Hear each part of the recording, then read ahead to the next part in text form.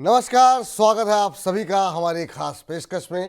हर हफ्ते हम आपको बताते हैं कि इस समय पूरे हफ्ते की बाजार की दिशा कैसी रही है और अगले हफ्ते की दिशा किस तरीके से हो सकती है, अगले महीने और आने वाले दिनों की बाजार की चाल कैसी रहेगी। बाजार में ये हफ्ता अच्छा रहा नहीं और इस हफ्ते हमने शुक्रवार को एक बड़ी गिरावट आते हुए देखी और जिस तरीके से अगर हम देखें तो बाजार ऊपरी स्तरों से फिसला नया हाई लगाने के बाद उसकी वो एक कहीं ना कहीं बाजार के अंदर चिंता जो है वो बढ़ाता हुआ दिखाई दे रहा था। एक समय हमने देखा शुक्रवार के कारोबारी सत्र में जब 25,168 का हाई लगा और उसके बाद से पहले 25,000 का लेवल, फिर 25,900 का लेवल, हालांकि 25,800 का लेवल टूटते टूटते बच गया। 25,801 पे जाकर के रुका है निफ्टी। क्या बाजार की ये गिरावट और ज़्यादा गहराएगी और जो संकेत मिल रहे हैं अमेरिका से लेकर के तमाम जगहों पे, क्या ये मान के चलें जिस करेक्शन का डर हम सबको सता रहा था वो आने वाले दिनों में देखने को मिलेगा। पीएसयू शेयरों में जो गिरावट देखने को मिल रही है उसमें क्या स्ट्रेटजी होनी चाहिए, आईटी शेयरों में जो गिरावट आई है वहाँ क्या रणनीति होनी चाहिए, इस गिरावट में कौन से सेक्टर चलेंगे, इन तमाम पहलुओं पर बातचीत करेंगे। और आज की इस बातचीत में हमारे साथ शेयर बाजार के पुरोधा और professor finance at KJ Somaiya institute and management हमारे साथ जुड़ चुके हैं अरुण ठुकराल जी। अरुण सर, बहुत बहुत स्वागत है आपका। आपको बता दें कि अरुण जी जो है एक्सिस सिक्योरिटीज़ में के पूर्व जो है एमडी और सीईओ भी रह चुके हैं। तो बहुत बहुत स्वागत है सर आज का हमारा निमंत्रण स्वीकार करने के लिए और मनी 9 का मेहमान बनने के लिए। धन्यवाद धन्यवाद विपुल। मेरा जी भाग्य है कि आपसे मुलाकात हो रही है और नहीं सर, अच्छा लग रहा है आपसे बात आपकी करके। जो जानकारी है मुझे उम्मीद है कि हमारे दर्शक बहुत ज़्यादा लाभान्वित होंगे शेयर बाज़ार के अंदर, क्योंकि एक बड़ा वर्ग ऐसा है सर जिन्होंने कि गिरावट देखी नहीं बाज़ार में और बड़ी संख्या में लोगों ने कोविड के बाद जो है डीमैट अकाउंट खोले हैं। और अब हमारे पास जो कॉलर शो है हमारा हेलो मनी 9, उसमें बहुत सवाल आ रहे हैं और लोग काफ़ी पैनिक हो रहे हैं। और शुक्रवार को जो गिरावट देखने को मिली उसको आप किस तरीके से पढ़ रहे हैं, देख रहे हैं, और क्या ये इंडिकेशन है जो बहुत लोग बहुत दिन से आशंका जता रहे थे कि बाज़ार में एक वैल्यूएशन को लेकर के खतरा है और बाज़ार में एक बड़ा करेक्शन हो सकता है, क्या ये बड़ा करेक्शन आएगा या फिर आपको लगता है कि नहीं, लिक्विडिटी इतनी ज़्यादा आ रही है कि बाज़ार अपने आप संभल जाएगा? धन्यवाद विपुल वंस अगेन। तो जो आपने कहा कि या तो ये करेक्शन बड़ा आएगा या फिर टाइम करेक्शन आएगा, ये पता नहीं है। और जो आपने उसके बाद बोला कि लिक्विडिटी बाजार में बहुत ज्यादा है, जिस तरह का पैसा अभी रिटेल एसआईपी के थ्रू हमारे पास आ रहा है पिछले 4-5 सालों में, और आपने जब शुरुआत की आपने कहा कि पिछले 4-5 सालों से लोगों ने करेक्शन देखी नहीं है। और डीमैट अकाउंट तो अभी कुछ 17 करोड़ के आसपास हो रहे हैं। और आई थिंक पिछले 56 मंथ से पॉजिटिव डेटा आ रहा है कि हर महीने नए कुछ लाख अकाउंट खुल जाते हैं। जी और जो बाजार पिछले कुछ दिन काफी हर रोज ऑलमोस्ट एक नया हाई बना रहा था। तो ऐसा हो रहा था कि हम सुबह उठते थे और शाम को जब बंद होता था तो एक नया हाई, लेकिन बाजार बहुत थका हुआ भी लग रहा था। और ये जो पिछले 1-2 दिन से वॉलेटिलिटी बढ़ी है, खासकर जो आज और जो फ्राइडे का जो आज बाजार देखा, और जो जोर से वॉलेटिलिटी थी, कुछ 7-8% वॉलेटिलिटी, इंडिया विक्स भी बढ़ा है। तो अब एक बार ऐसा लग रहा है कि कुछ तो एक अच्छा करेक्शन की उम्मीद है।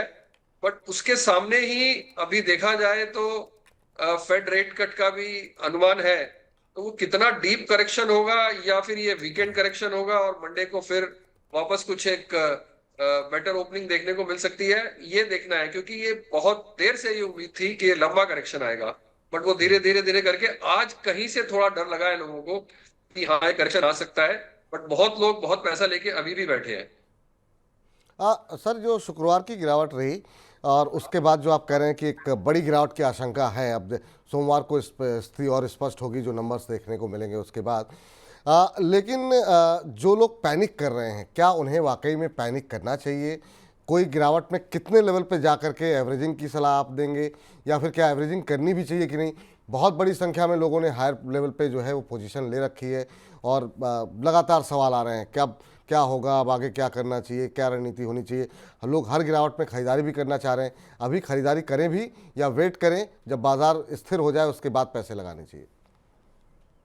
कि इसमें पैनिक करने का तो कोई प्रॉब्लम है ही नहीं, करना ही नहीं चाहिए पैनिक।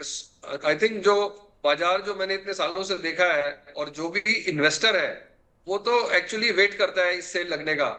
और ये ऐसा हो गया है कि पिछले कई महीनों से एक बार 5% तक का करेक्शन भी नहीं आता मेरे ख्याल से। बजट के आसपास हमने एक दिन ऐसा करेक्शन देखा था, जब 2-3 दिन का करेक्शन में आप जब देख रहे हैं कि 5-6% तक हम नीचे आ गए थे। बट अभी तो 1 या 2 या 3% का करेक्शन आते ही वापस लिक्विडिटी आ जाती है, और बहुत सारे लोग जो पैसा लेके बैठे हैं वो कुछ खरीद ही नहीं पाते या थोड़ा बहुत खरीदते हैं और वापस बढ़ जाता है। तो अभी भी बहुत सारा पैसा है, even mutual domestic mutual fund के पास भी बहुत लिक्विडिटी है, इवन रिटेल इन्वेस्टर के पास भी बहुत पैसा है। तो अभी पैनिक का तो कुछ है नहीं, और जिस हिसाब से अभी इंडिया बहुत अच्छा कर रहा है एज ए कंट्री, अगर आप देखें तो आज का ही जो न्यूज है कि MSCI EM इंडेक्स में हमारा वेटेज चाइना से भी ज्यादा हो गया है। तो जी अगर इस तरह का अंदेशा है और इस तरह का इकोनॉमी है, पैनिक की तो कोई जरूरत ही नहीं है। हाँ, लेकिन अभी ग्रेजुअली थोड़ा धीरे धीरे ले, अभी एकदम से पहली गिरावट पे ही बाजार में कूदने की जरूरत नहीं है। ये बहुत महत्वपूर्ण बात है कि अभी की गिरावट में खरीदारी तुरंत कूद के नहीं करना चाहिए। हाँ, अगर 100 रुपये लगाने हैं तो थोड़ा थोड़ा करके जो है आप निवेश करने की शुरुआत करें। अगर 100 रुपये हैं तो अभी की गिरावट में कितने फीसद आपको लगता है कि निवेश करना चाहिए सर?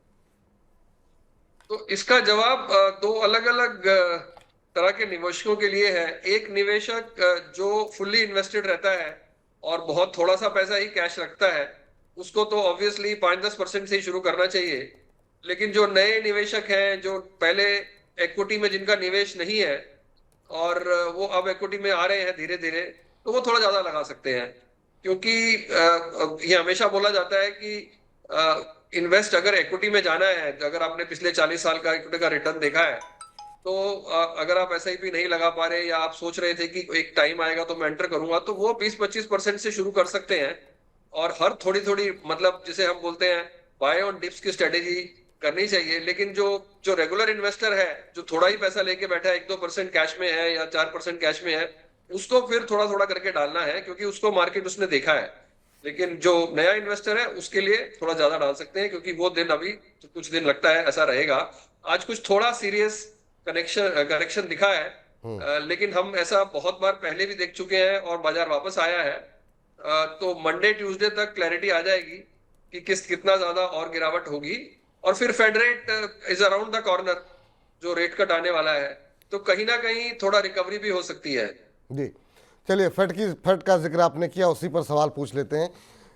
ज़्यादातर लोग इस बात को लेकर के आश्वस्त हैं कि जो है ब्याज दरों में कटौती होगी।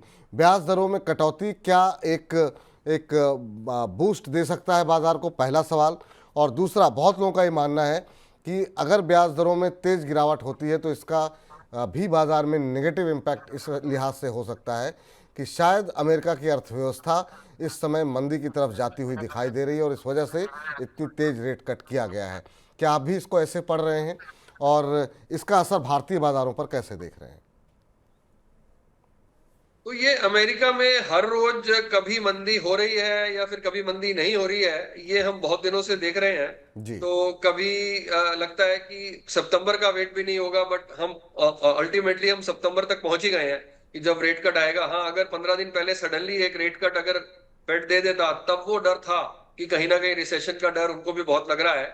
बट अभी मुझे लगता है कि अगर 25 से 50 बेसिस पॉइंट का कट भी आ गया, तो कहीं ना कहीं अभी मार्केट ये मान के चल रही है कि ये अभी रेट कट साइकिल अभी शुरू हो जाएगा। तो अगर उस हिसाब से चलेंगे, तो मुझे लगता है कि अभी रिसेशन का इतना पैनिक अगेन नहीं करना चाहिए। और फेड अपने हिसाब से जो रेट कट साइकिल शुरू करेगा, उसी से हम धीरे धीरे उसका फायदा इंडियन मार्केट्स में और पूरे वर्ल्ड के मार्केट में मिलेगा, because US being the mother market. तो एज ऑफ नाउ तो हम यही लगता है कि रिसेशन की चिंता इतनी ज्यादा अभी नहीं है। मंदी की चिंता नहीं है सर, लेकिन गिरावट अगर फेड करता है, फिर फेड रेट में कटौती करता है, भारत इस साल कटौती करेगा या यहाँ पर आपको फूड इन्फ्लेशन बड़ा कंसर्न दिखाई दे रहा है?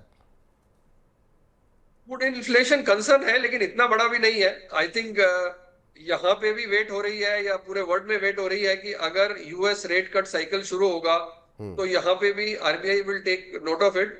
And the way RBI is handled in the last 2-3 years, मुझे कोई इतनी बड़ी चिंता नहीं है कि RBI जो भी करेगा अपना ढंग से वो इन्फ्लेशन को संभाल लेगा।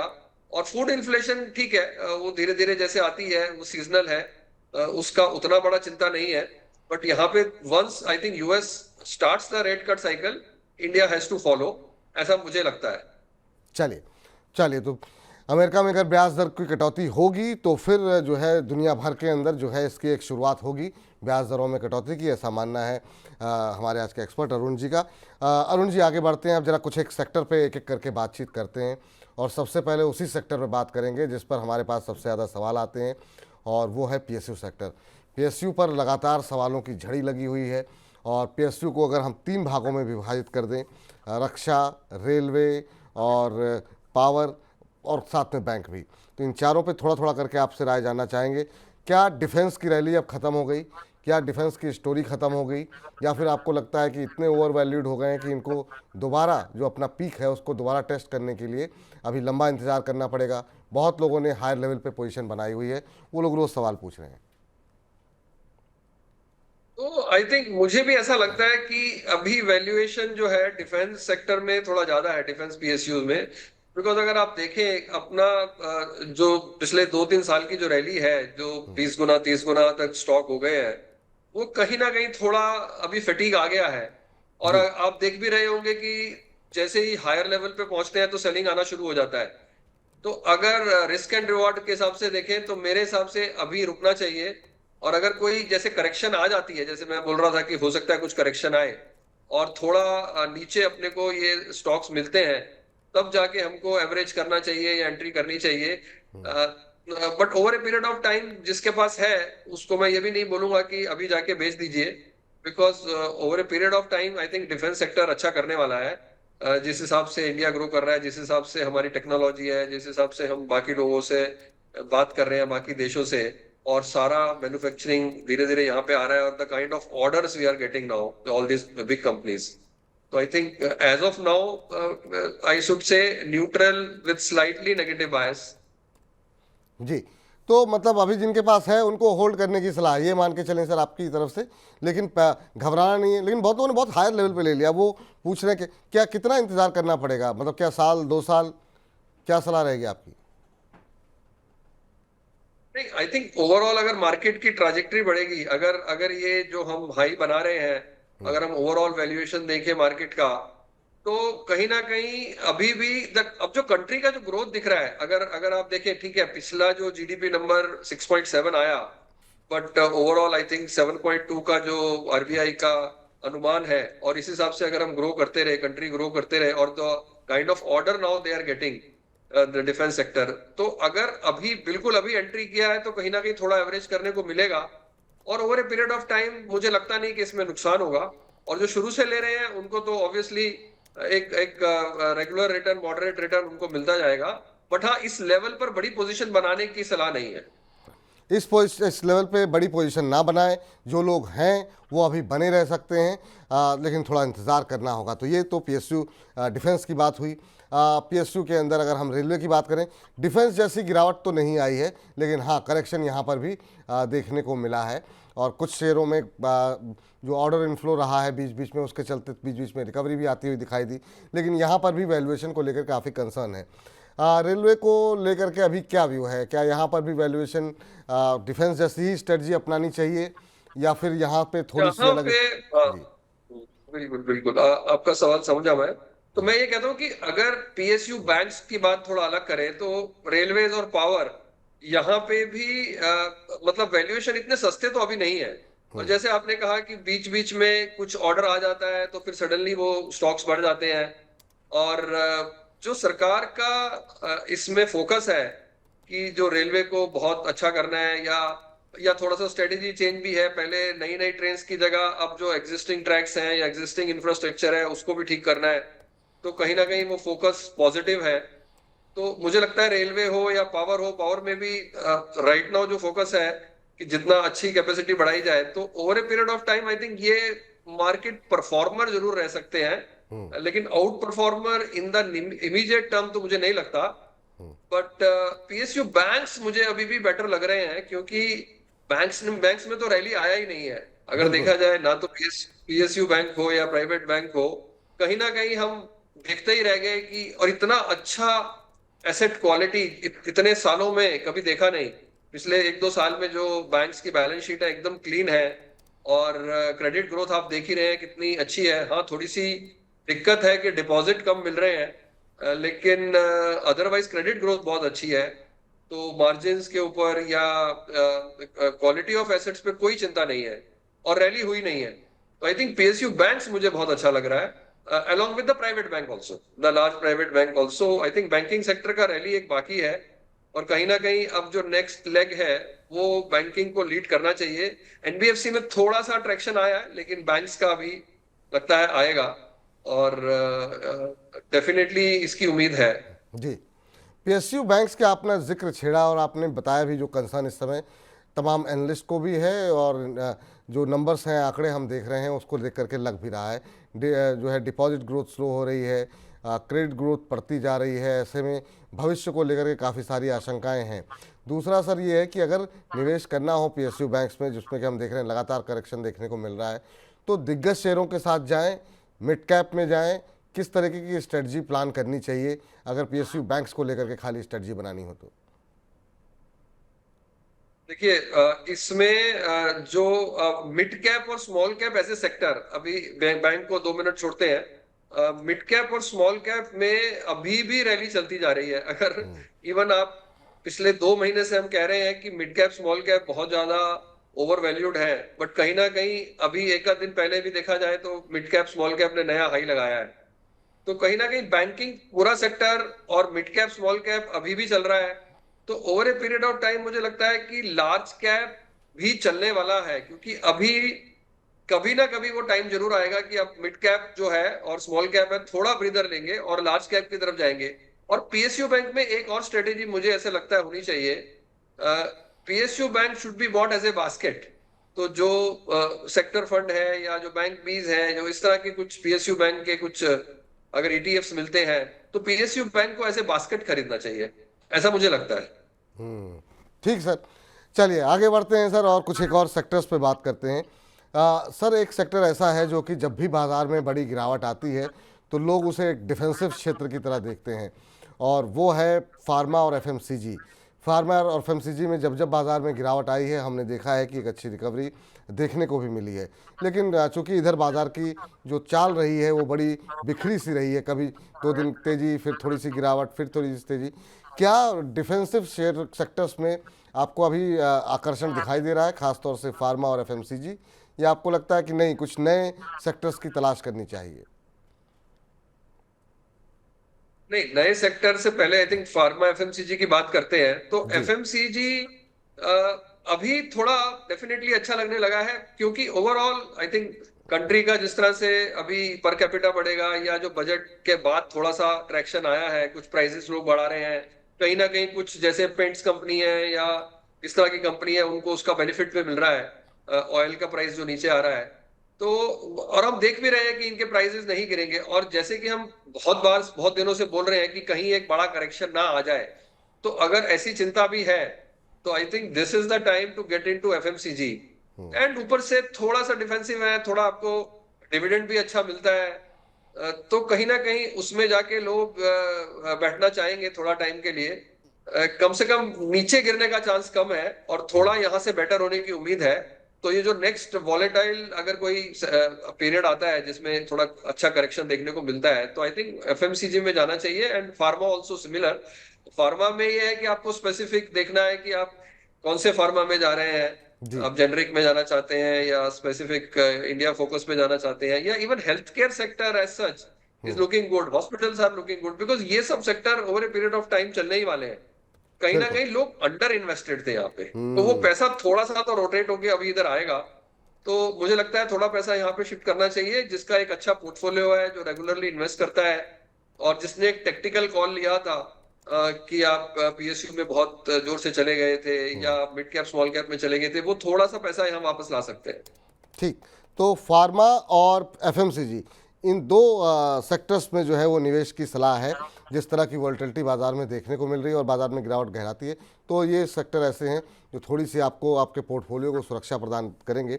अभी सर ओवरऑल पोर्टफोलियो में एफएमसीजी फार्मा की कितनी हिस्सेदारी होनी चाहिए अगर मौजूदा बाज़ार की परिस्थिति को पढ़ा जाए तो? देखिए, इसका आंसर अभी एक निवेशक के हिसाब से हो सकता है, अभी जिसका रिस्क प्रोफाइल कैसा है। एक आम निवेशक अगर सपोज अगर आप डायरेक्ट इक्विटी में जा रहे हैं और अभी हम एसआईपी की बात नहीं करते, तो नॉर्मली लोग जो टेक्निकल वैल्यूएशन है वो बाकी जगह जिन्होंने बढ़ाया हुआ था, जो छोटे छोटे या ये पीएसयू में एग्रेसिवली चले गए थे या बाकी सेक्टर्स में चले गए थे जहां पे पैसा बन रहा था, वो कम से कम अभी 10-15% का पोर्टफोलियो एलोकेशन यहाँ पे कर सकते हैं।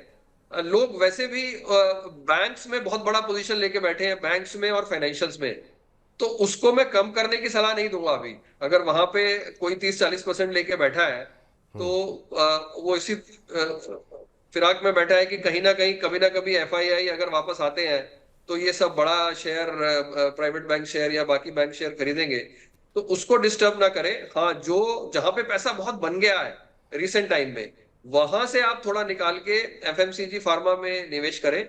और कोई इन्वेस्टर 10%, कोई 20%, कोई 25% अपने हिसाब से इसमें लगा के बैठता है, but that is the outer limit. इसके ऊपर जाने का तो कोई मतलब नहीं है, बिकॉज अगर मैं बोल रहा हूँ कि बैंक में और आईटी में भी आप हैं, तो अभी कुछ समय वहां पे और बनिए। आईटी में कुछ रिकवरी हुई है, अभी कुछ बाकी है, तो बहुत ज्यादा एग्रेसिवली उसमें जाके फायदा नहीं है एफएमसीजी और उसमें, बिकॉज जैसे मैंने बोला हमारा कंट्री एक ग्रोथ कंट्री है।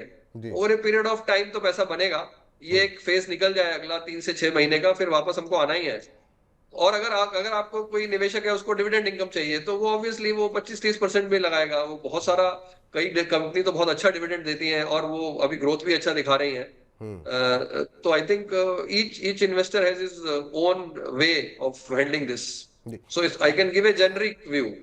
ठीक सर। और अभी आप पावर का जिक्र कर रहे थे तो आपने रेलवे के साथ ही उसको कंसीडर कर दिया।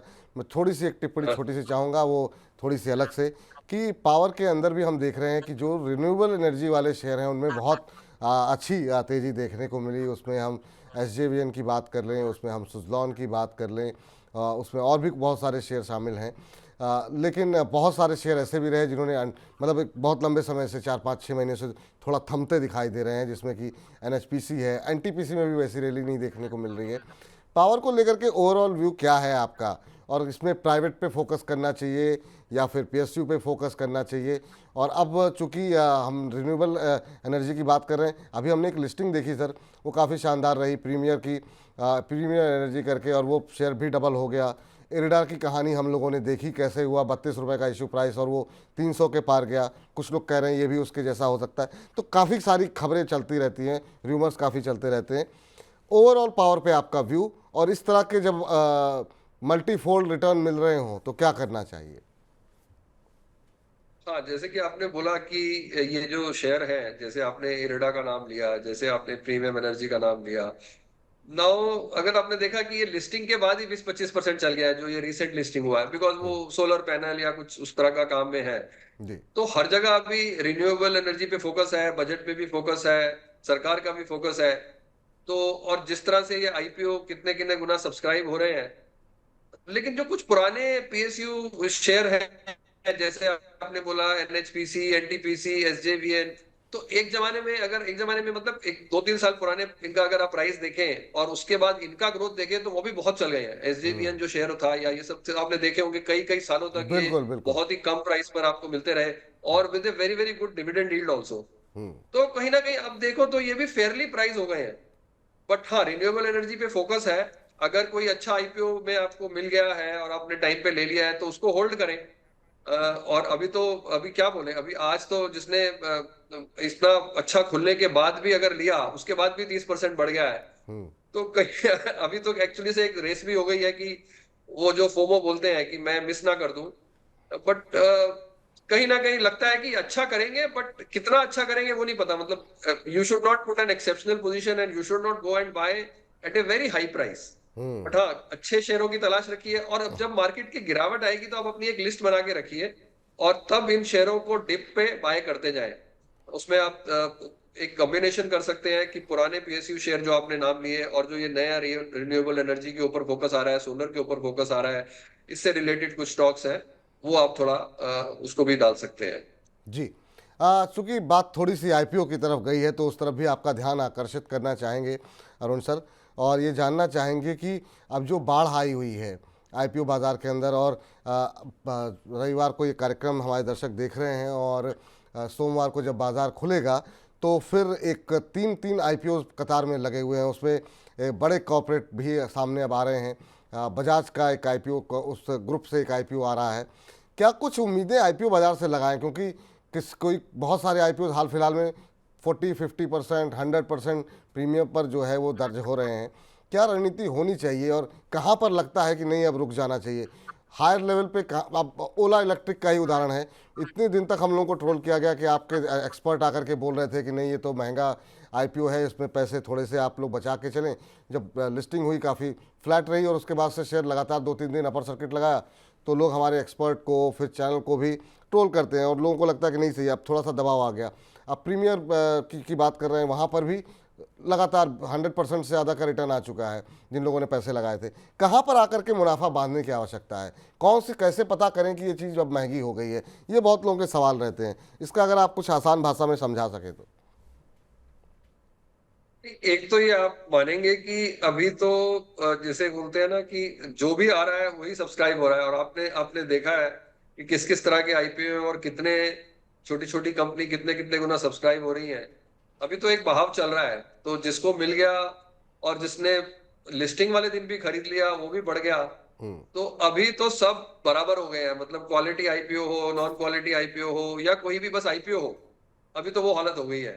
बट हाँ, आपने कुछ नाम लिए जिसमें से कुछ बड़ी बड़ी कंपनीज के भी आईपीओ आ रहे हैं, बड़े बड़े कॉर्पोरेट जिनका एक बहुत अच्छा ट्रैक रिकॉर्ड है।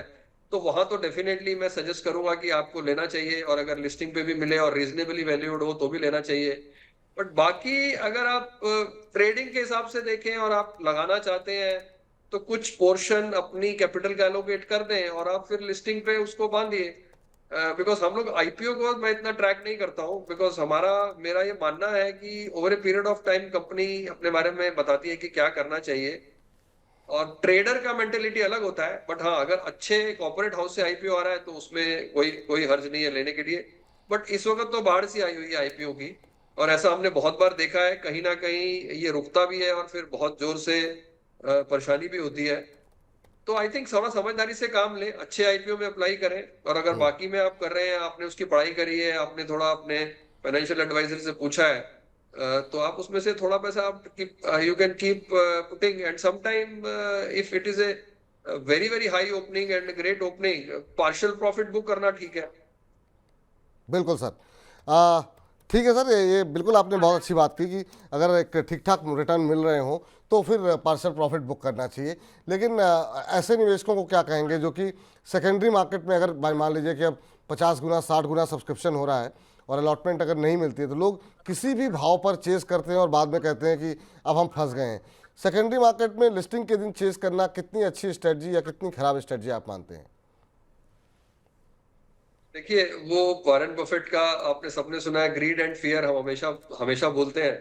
और तो इसका तो कोई जवाब है नहीं कि चेस करना है या नहीं करना है। चेस करना आपके ऊपर है, अगर आपका मन है चेस करने का तो करेंगे, और कभी कभी आपको लगेगी तो इवन मेरा एक किताब है योगी ऑन दलाल स्ट्रीट, उसमें मैंने इस तरह का इसके बारे में, इन्वेस्टमेंट बिहेवियर के बारे में काफी बातें करी हैं जी। कि इस तरह का बिहेवियर आता है कि कभी कभी आपको इतना रागा, या मैं बोलता हूँ राजसिक हो जाते हैं आप। तो मैं सात्विक, राजसिक और तामसिक की बात करता हूँ। जी। तो कब आप राजसिक से तामसिक की तरफ चले जाते हैं, कुछ भी खरीदते हैं, और कब आप सात्विक बनकर धीरे धीरे खरीदते हैं और over a period of time पैसा बनाते हैं। तो आई थिंक ये ग्रीड को थोड़ा कंट्रोल करना पड़ेगा। और जब बहुत फियर होगा, वो भी टाइम हमने देखा है, वो भी हर दूसरे तीसरे साल आता है। इस बार थोड़ा लंबा चल गया, जैसे आपने बोला कि ये एक जनरेशन ने तो देखा ही नहीं है कि मार्केट गिरती कैसे है। तो आई थिंक वो जनरेशन जब देखेगी तब वो शायद, मतलब market will teach you the lesson. ठीक। क्योंकि मार्केट जो है पहले लेसन सिखाती है, फिर आपको आगे पता लगता है। हमारी तरह जैसे हम प्रोफेसर हैं कॉलेज में, हम तो पढ़ाने के बाद टेस्ट लेते हैं, मार्केट पहले टेस्ट ले लेती है और फिर आप सीखते हैं उससे। बिल्कुल, ये काफ़ी अच्छा तो उदाहरण दिया थोड़ा सर आपने। फिलोसफिकल आंसर था, थोड़ा फिलोसफिकल आंसर था, बट आई थिंक नहीं दैट नहीं, इज व्हाट बहुत आई अच्छा, फील। बहुत अच्छा, बहुत अच्छा सर। और मुझे लगता है कि हमारे दर्शकों को भी ये उत्तर बड़ा पसंद आया होगा। और सही बात है ये कि बाज़ार पहले आपकी परीक्षा लेता है, उसके बाद से आपको पढ़ने का मौका देता है। ये बहुत अच्छी बात कही आपने। सर, एक सेक्टर रह गया काफ़ी महत्वपूर्ण जिस पर कि लोगों के सवाल रहते हैं, वो है आईटी। आईटी का भविष्य अमेरिका से जुड़ा हुआ है। अमेरिका में क्या कुछ भविष्य आपको दिखाई दे रहा है? चुनाव भी हैं, बहुत सारी चीज़ें हैं और लोग आईटी को लेकर के अब थोड़े से लंबे समय बाद थोड़ी सी वहाँ पर राहत दिखाई दे रही थी, तो फिर अब ये सब घटनाक्रम चल रहा है। आईटी में निवेश करें भी या नहीं, या जो लोग हैं निकल जाएं, बने रहें, कुछ समझ में नहीं आ रहा है। तो आईटी भी काफी टाइम से नहीं चल रहा था, लेकिन पिछले 3-4 महीने से देखें तो आईटी में भी, यहाँ पे भी जो लार्ज कैप और मिड कैप भी थोड़ा चलने शुरू हो गए, बिकॉज यूएस रेट कट की उम्मीद बनती गई और ऑब्वियसली जब यील्ड गिरेगा तो यहाँ पे आईटी शेयर का वो बढ़ेगा।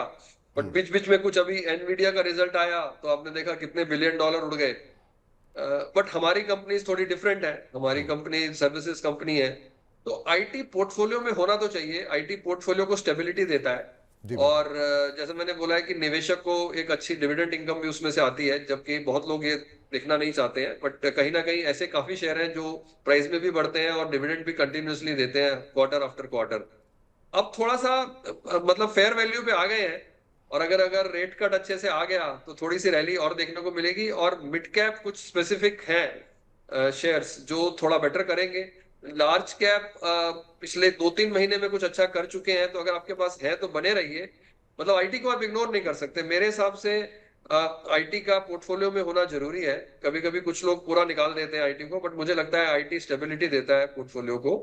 और अमेरिका मदर मार्केट है। America over a period of time, चाहे रिसेशन आएगा या वापस ठीक हो जाएगा, I think you can't ignore the mother market. And वहां पे अगर सब ठीक है तो इंडिया में आईटी शेयर अच्छा करेंगे over a period of time. ठीक। सर, आपके साथ समय कैसे बीता पता नहीं चला, लेकिन चलते चलते हमारे बहुत सारे दर्शक ये जानना चाहेंगे कि अभी की बाज़ार की स्थिति को देखते हुए पोर्टफोलियो बनाते समय किन चीज़ों का ध्यान रखें। आप शेयरों पे बहुत ज़्यादा बात नहीं करते इंडिविजुअल, लेकिन फिर भी अगर आप कुछ एक शेयरों का या सेक्टर्स खास तौर से अगर आप नाम ले सकें जो पोर्टफोलियो में इस समय थोड़ा थोड़ा करके रखने चाहिए, कहाँ से पूरी तरीके से दूरी बना लेनी चाहिए, तो चलते चलते इस समय अगर पोर्टफोलियो पे आपके आखिरी कमेंट सर। देखिए, शेयरों का नाम तो ऑब्वियसली मैं नहीं लूंगा, बट हाँ जी। सेक्टर के लिए मैं बता सकता हूँ कि अभी जो थोड़ा सा डिफेंस को थोड़ा सा दूर रखें। मतलब जो पीएसयू डिफेंस शेयर जो बहुत हाई है अभी ऐड नहीं करने हैं। कहीं ना कहीं थोड़ा फार्मा एफएमसीजी को अगर पोर्टफोलियो में बिल्कुल नहीं है तो डालिए। बैंकिंग में खासकर लार्ज प्राइवेट बैंक पर फोकस रखिए। टेलीकॉम अच्छा कर रहा है, हमने डिस्कस नहीं किया, बट टेलीकॉम मुझे काफी अच्छा लग रहा है। क्योंकि अभी जिस तरह से सब्सक्राइबर बेस बढ़ रहा है, आरपू बढ़ रहा है, एंड ओवरऑल जिसे बोलते हैं कि इन्वेस्टमेंट फेज पूरा हो गया है, अब कमाई का टाइम थोड़ा आया है और थोड़ा सा रिकवरी इन स्टॉक्स में बड़े वाले में आई है, तो वहां पे चलिए। आईटी का थोड़ा पोर्शन रखना है। ऑटो, ऑटो एंसिलरी, ऑटो में थोड़ा इन्वेंट्री अभी ज्यादा हो गई है, मतलब देखा जाए तो 70-80 दिन की इन्वेंट्री पड़ी है, तो auto ancillary is better than auto, तो ऑटो एंसिलरी थोड़ा रख सकते हैं। बाकी तो बस ठीक है। तो private banking, telecom, pharma FMCG, IT, इस ऑर्डर में अगर आप जाएंगे तो रखेंगे। और अभी mid cap small cap actually बहुत चल गया है, कहीं ना कहीं वो डर आ रहा है कि बहुत छोटी कंपनी में अभी नहीं जाए तो अच्छा रहेगा, बिकॉज जब भी करेक्शन आता है तो वो इतनी जोर से आंधी चलती है, तो फिर वो वैल्यूएशन बहुत जोर से गिरते हैं। तो कहीं ना कहीं अगर आप थोड़ा सा रिस्क फ्री खेलना चाहते हैं, जैसे कि मैं खुद को समझता हूँ एक उस तरह जी। का निवेशक आप बनना चाहते हैं, जिसे मैं बोला कि तामसिक से दूर रहे, हम्म। राजसिक में थोड़ा रहे और सात्विक की तरफ ज्यादा जाए, मतलब अच्छी कंपनियां लेके बैठने का टाइम भी है। ठीक है सर, ये बड़ा अच्छा आपने ये जो कॉन्सेप्ट बताया है ना, तामसिक से जो है थोड़ा सा दूर रहें, तो ये बहुत अच्छा उदाहरण आपने यहाँ पर दिया है। अरुण सर, बात तो और भी करनी थी, बहुत सारे सेक्टर छूट गए, आप तो खाली टेलीकॉम की बात कर रहे हैं। अभी तो मैं इस पर भी बात करना चाह रहा था कि गोल्डमैन सैक्स ने जो रिपोर्ट निकाली है, और बड़ा मतलब बड़ा इंटरेस्टिंग रहा मामला कि वोडाफोन आइडिया पे खुद उन्होंने एफपीओ में 11 रुपये पे पैसे लगाए और 88, 82, 83 लाख शेयर खरीदे, और फिर वो कह रहे हैं 2.5 रुपये का टारगेट है वहाँ पर। तो ये लोगों को समझ भी नहीं आया कि आखिर में कहना क्या चाह रही है। लेकिन अब समय की थोड़ी कमी, वरना तो आपसे इस पर भी डिस्कशन कर सकते थे। ये जो इतने बड़े बड़े अंतर्राष्ट्रीय ब्रोकरेज हाउसेज हैं, उनकी रिपोर्ट्स क्या कुछ कैसे पढ़ी जाए और क्या मायने निकाले जाएँ। लेकिन आज का आपने समय दिया, बहुत बहुत शुक्रिया, बहुत बहुत धन्यवाद। आगे भी आपसे चर्चा करते रहेंगे सर। अपना समय देने के लिए बहुत बहुत शुक्रिया। कोई डिस्क्लोजर, हालांकि किसी शेयर पे आपने बातचीत नहीं की है, लेकिन फिर भी मेरा कर्तव्य है कि आपसे पूछ लें, कोई नहीं डिस्क्लोजर नहीं, आपकी ये तरफ से। इसमें से मैंने शेयर बोले नहीं, बट ये सेक्टर मेरे पोर्टफोलियो में हो सकते हैं। जी तो जी। ऐसा मैं स्पेसिफिक स्टॉक की कभी भी बात नहीं करना चाहूंगा। और ना मैंने जो आपने कुछ बोले, तो मैं डिस्क्लेमर फिर भी देना चाहूंगा कि आप अपने फाइनेंशियल एडवाइजर से बात करके ही जो भी निवेश करना चाहें वो करिए। चलिए सर, बहुत बहुत शुक्रिया, बहुत बहुत धन्यवाद। धन्यवाद आज की इस चर्चा धन्यवाद में सर। जुड़ने के लिए। आगे भी अपना समय देते रहिए। इस कार्यक्रम को यहीं पर समेटते हैं। बाजार में आगे भी गिरावट की आशंकाएं हैं, थोड़ा सतर्क, थोड़ा अलर्ट होकर के चलिए। आने वाले 1-2 दिनों में और ज़्यादा क्लैरिटी आपको मिलती हुई दिखाई देगी। और हाँ, अगर कोई मन में आशंका दुविधा है तो हर सोमवार से शुक्रवार दोपहर 1 बजे हमारे साथ आप जुड़ जाया कीजिए और वहाँ पर हेलो मनी 9 में बैठ करके उस दिन की, अगले दिन की और आने वाले 2-4 दिनों की, 5 दिन की, 1 हफ्ते की रणनीति हम तैयार करते हैं। तो हमारे साथ जुड़िए और हमें लगातार अपने सुझाव, अपनी टिप्पणियाँ भेजते रहिए। आपके तमाम सुझावों पर हम कोशिश करते हैं लगातार अमल करें और हम अपने कार्यक्रमों को और ज़्यादा बेहतर बनाएं। फिलहाल आप मनी 9 के साथ बने रहिए। नमस्कार।